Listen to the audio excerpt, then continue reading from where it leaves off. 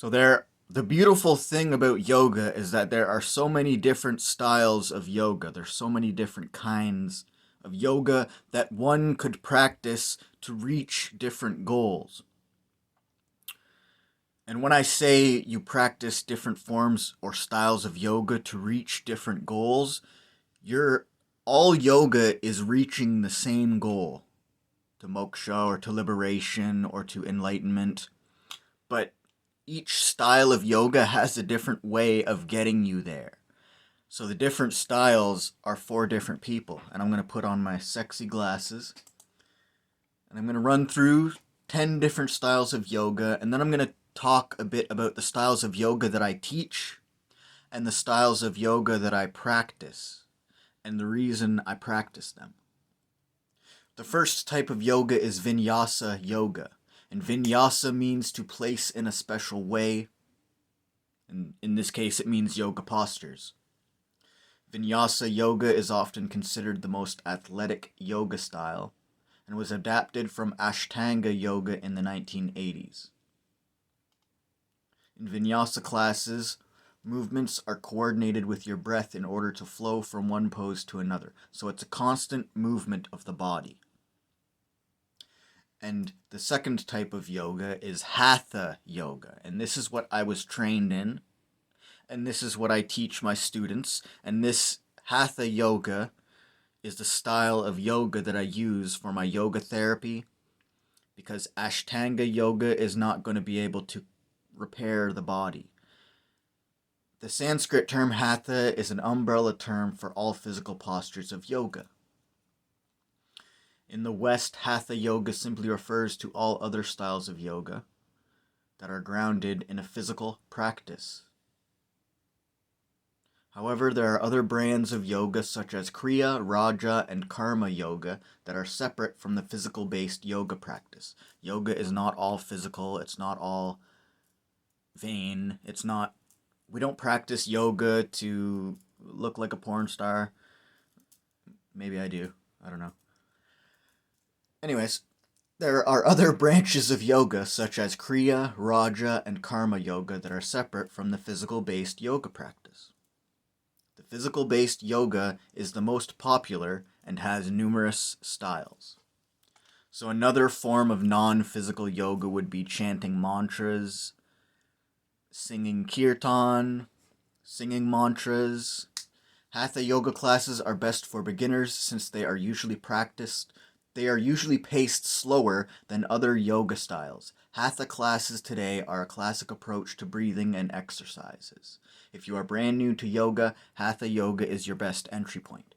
And I'm reading this off of mindbodygreen.com, the 11 major styles of yoga explained simply. This is too much information for me to just read off the top of my head, because yoga is massive.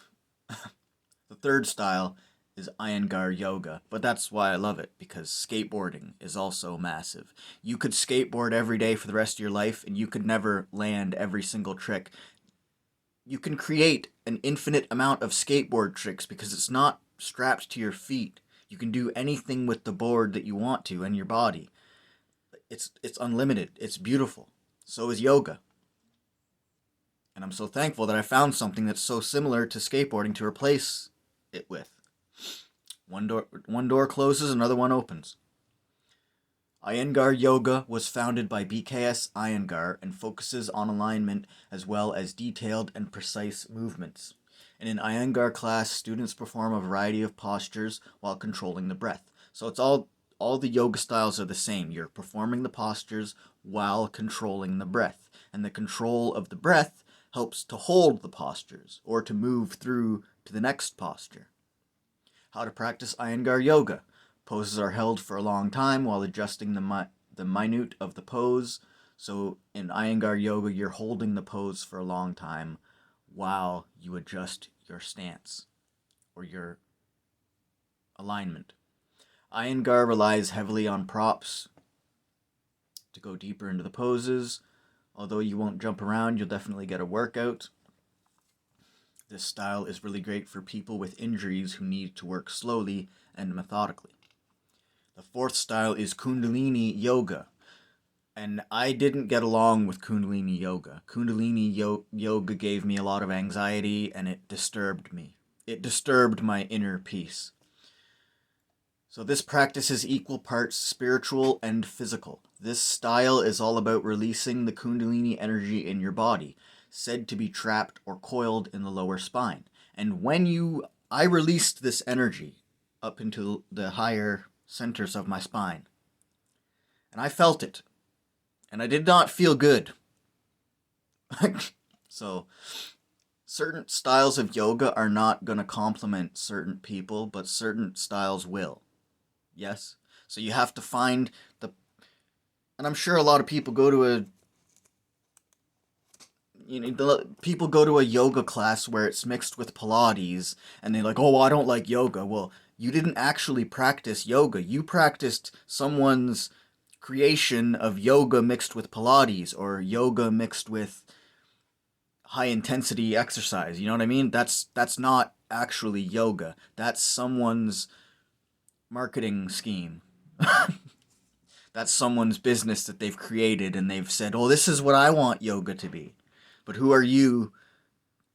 I digress. Who are you to say what yoga is, right? I understand you have to make your money, but I digress. It's appropriation, and I'm trying not to do that. So that's why I'm saying this. How to practice Kundalini Yoga. Kundalini Yoga works your core and breath with fast-moving, invigorating postures and breath exercises. These classes are pretty intense and can involve chanting, mantra, and meditation. So Kundalini Yoga was too intense for me. The fifth is Ashtanga Yoga. In Sanskrit, Ashtanga is translated as eight-limb path. People gather to practice this form of yoga together at their own pace.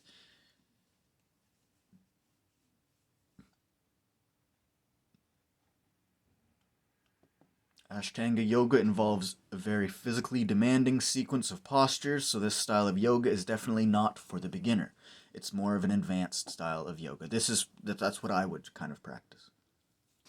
And the sixth is Bikram Yoga. I do not practice Bikram Yoga because I'm learning the poses because it's beneficial, but I don't like hot yoga rooms because of my eczema and all that stuff. And if you have eczema too, or skin conditions, you're not going to enjoy being in a hot room. Bikram Yoga is named after Bikram Choudhury, the molester, and features a sequence of set poses in a sauna-like room, typically set to 105 degrees and 40% humidity. You will not be able to breathe that well. I'm telling you that right now. Choudhury faced sexual assault and harassment lawsuits. They included it. Bravo. Let's read it again. Choudhury faced sexual assault and harassment lawsuits in the U.S. and fled to Mexico in 2017. Many studios that were formerly Bikram now practice hot yoga because yoga does not support cult leaders or people that want to grab at their students. Get the fuck out of here with that. Yoga is not designed so that you can sexually assault people and take advantage of your position as a guru. That's what Bikram did. And if you don't think he did that too, then you're pretty dumb. Oh, anybody will accuse a high-powered man. Well, that's not it. If you listen to Bikram Choudhury talk in any of his interviews, the guy is a kook. He's nuts. He sounds crazy. Choudhury faced sexual assault. I'm going to read it again. Choudhury faced sexual assault and harassment lawsuits in the U.S. by multiple women, and I'm pretty sure a man, too. Ew. In the U.S. and fled to Mexico in 2017. Many studios that were formerly Bikram now practice hot yoga in an effort to disassociate with the disgusting, predatory founder. The sequence never changes and includes a series of 26 basic postures. That alone, Bikram yoga would make me bored. I can't do the same postures all day, every day.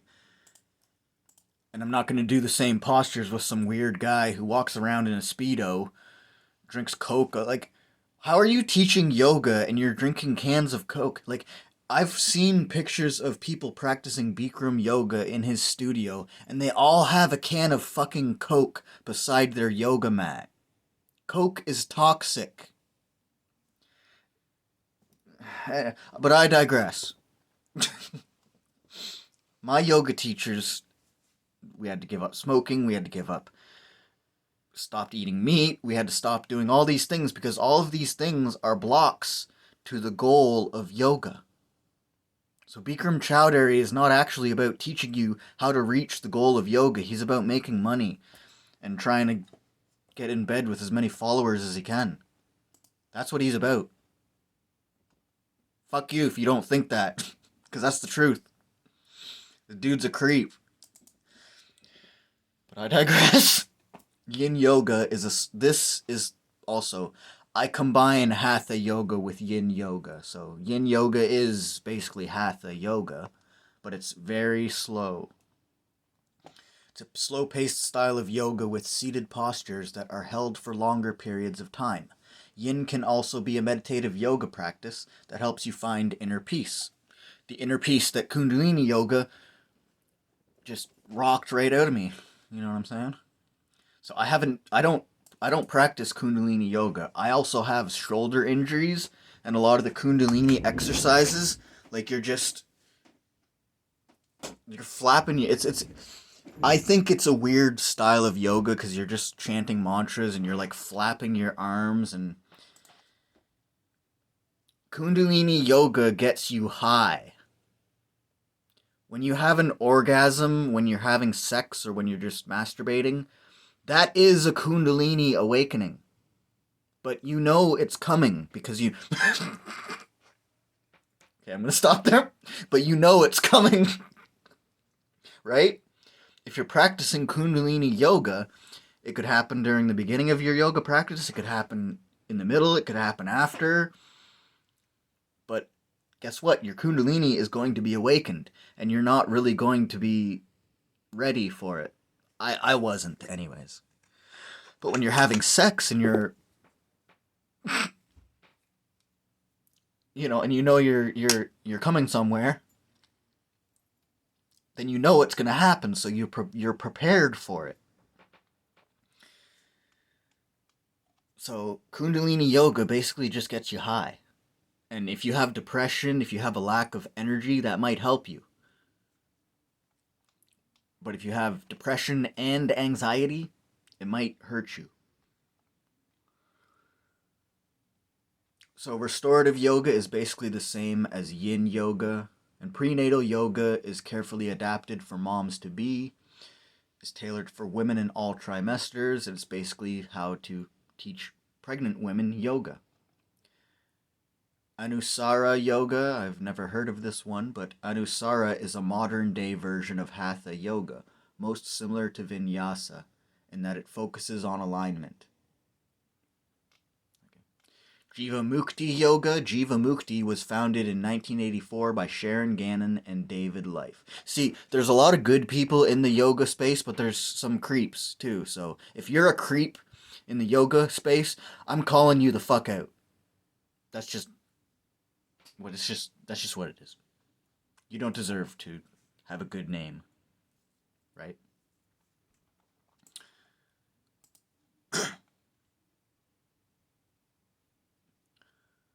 Jivamukti is mainly Vinyasa flow style classes infused with Hindu spiritual teachings. At its core, this style emphasizes connection to earth and as a living being. Most Jivamukti devotees follow a vegetarian philosophy. So, there are also different kinds of yoga, like I practice Nada yoga, and that's singing mantras, playing the harmonium. Karma yoga can be something as simple as volunteering, giving a homeless person some food and not filming it and putting it on the internet, because God God listens to us when we don't brag about the good things that we do for people. But when you brag about it and you show everybody on Instagram, oh, or you're just posturing to your following on social media to try to make extra money on your high ticket courses, well, guess what? God sees right through that, and He's going to curse you for that because you're acting fucked up. But this is the internet. Just give homeless people things and shove a camera in front of their face, dehumanize them completely. God doesn't support that. God supports people who just help out of the kindness of their hearts, and they don't film it and put it all over the internet for clout. God cares about that. But the minute you ask for clout, you ask for something more, you don't get anything from God. That's how it works. Right? I feel like a lot of people have read the Bible and they don't actually understand it. They think that turning the other cheek just means let everybody abuse you. They think that, right? No. And then they turn to Luciferianism, or they turn to Freemasonry, or they turn, they turn to the left-hand path, or they... Well, no, bro, you didn't understand the rules to begin with. And you just switched sides. You completely fucked yourself over. And I'm not saying this to scold anybody, but if you have done this, you should probably go back. This is what I've understood from the paths that I've taken and the people that I've studied with. They'll tell you the devil will give you everything that you've ever wanted. But what he doesn't tell you is that there's a price for that.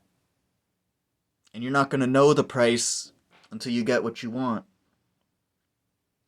You think that's wise? I'd rather know the price before I get what I want. That's the kind of life that I want to live. If that's not the life you want to live, that's fine. But why are you doing what you're doing? Is there a reason? You got to ask yourself these things. Am I just trying to fit in? What is the reason?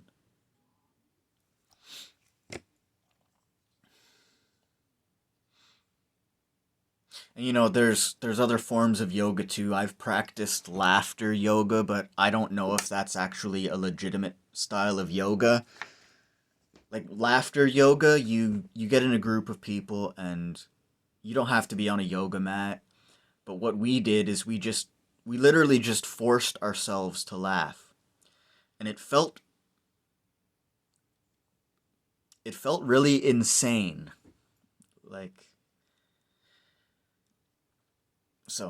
There's some styles of yoga that people just make up, and I don't know if laughter yoga is one of those, but